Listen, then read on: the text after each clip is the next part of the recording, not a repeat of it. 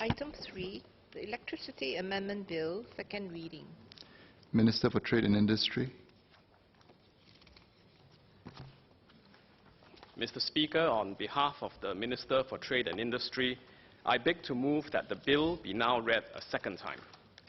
The Electricity Act was passed by this House in 2001 to establish a competitive electricity market framework and provide for the safety, technical and economic regulation of electricity generation, transmission, supply and usage.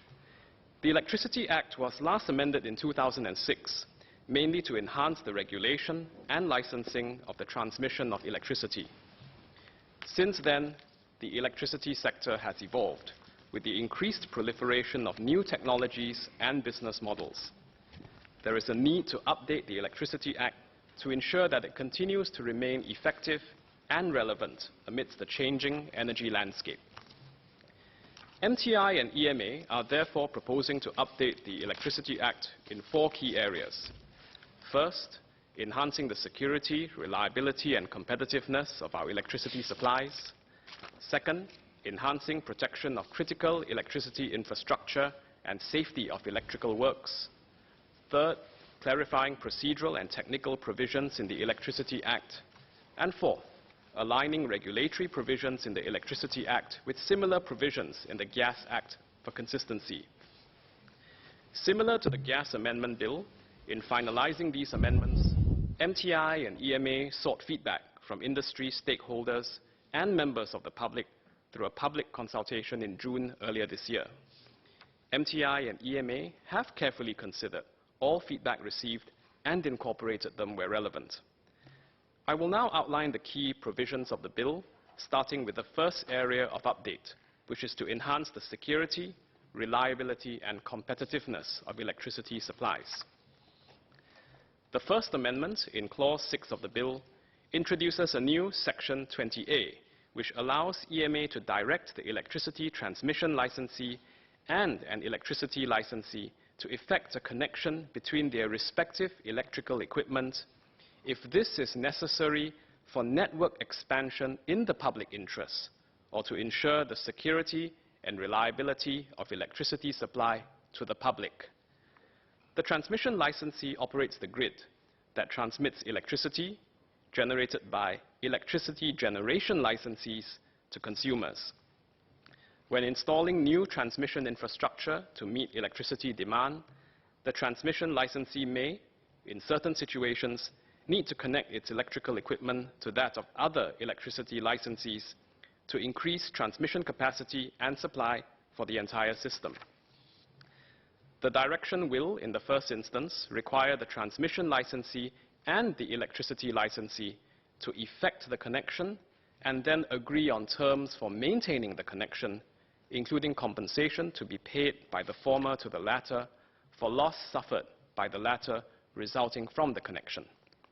If both parties are unable to come to agreement on the terms, they can request the minister to appoint an appeal panel under the Electricity Act to determine the terms, including compensation.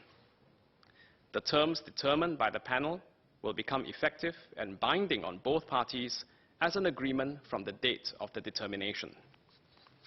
Mr. Speaker, I would like to assure this House that before a direction is issued, EMA will seek to meet with the licensees and explain the need for the connection. EMA will also facilitate discussions to reach mutual agreement on the terms of connection. A direction will only be issued if both parties cannot agree on the terms of connection despite these efforts.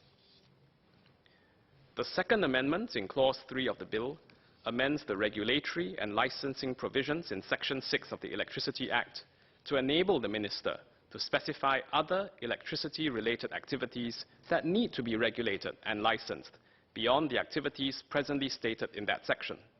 This aligns with similar regulatory provisions already in the Gas Act. The Third Amendment in Clause 8 of the bill will allow licensees to apply for a judicial management (JM) order under Part 8A of the Companies Act once EMA's consent is obtained. The Electricity Act currently prohibits an electricity licensee from applying for a JM. While the intent is to ensure that critical licensees are not unilaterally placed under JM or dissolved, this restricts non-critical licensees from applying for a JM, even though their restructuring or exit would not adversely impact our energy security and system stability. Hence, this amendment allows JM of a licensee tariff if they cannot or do not wish to purchase electricity from electricity retailers or directly from the wholesale electricity market, or if their electricity retailer is unable to retail electricity to them for any reason. This is currently not clearly stated in the Act. Mr. Speaker, I now move on to the second key area of update to the Electricity Act, enhancing protection of critical electricity infrastructure in Singapore and safety of electrical works. The Fifth Amendment in Clause 23 of the Bill amends Section 85 of the Electricity Act to rationalize the different offences currently provided in the section, which include offences relating to damage to land-based electricity transmission infrastructure. Such infrastructure is critical in ensuring the flow of electricity to businesses and households. The amendment also seeks to extend the reach of the section by making the amendment further prescribes a maximum fine of $1 million and/or imprisonment of up to 5 years for all offences under the section, regardless of the type of electricity infrastructure involved and whether or not the damage is earthworks related. This is in line with the penalty provided in the corresponding section in the Gas Act and will allow the court's broader scope to determine appropriate penalties for such offences by considering such matters as the seriousness of the damage and its effects and the circumstances in which the offence was committed. The Sixth Amendment in Clause 22 of the Bill amends Section 82 of the Electricity Act to expand enforcement against persons carrying out electrical works without valid electrical worker licenses, to include firms that provide electrical work services to consumers using workers who are not licensed electrical workers. This will better. Clauses 9 to 14 of the Bill amend Part 4A of the Electricity Act to bring controls on ownership, acquisition, and divestment over electricity licensees in line with those in the Gas Act. This includes enabling the Minister to specify other electricity licensees as designated electricity licensees if the need arises. Clause 21 of the Bill amends Section 80 of the Electricity Act to harmonize the scope of duties of persons carrying out earthworks with those in the Gas Act, which are currently broader. Clause 29 of the Bill amends Section 103 of the Electricity Act to enable EMA to recover costs for services provided in connection with its regulatory functions. As the justifications for these amendments have already been mentioned in the second reading speech for the Gas Amendment Bill, I will only mention them briefly here. First, Clause 16 of the Bill amends the Electricity Act to enable EMA to issue guidelines to signal to the market certain practices and conduct that are anti-competitive. Second, Clause 24 of the Bill amends the Electricity Act to make it an offence for any person to damage any submarine electricity cable belonging to or under the control or management of an electricity licensee. Similar to the Gas Act amendments, the offence will carry a maximum fine of $2 million and/or imprisonment of up to 5 years upon conviction.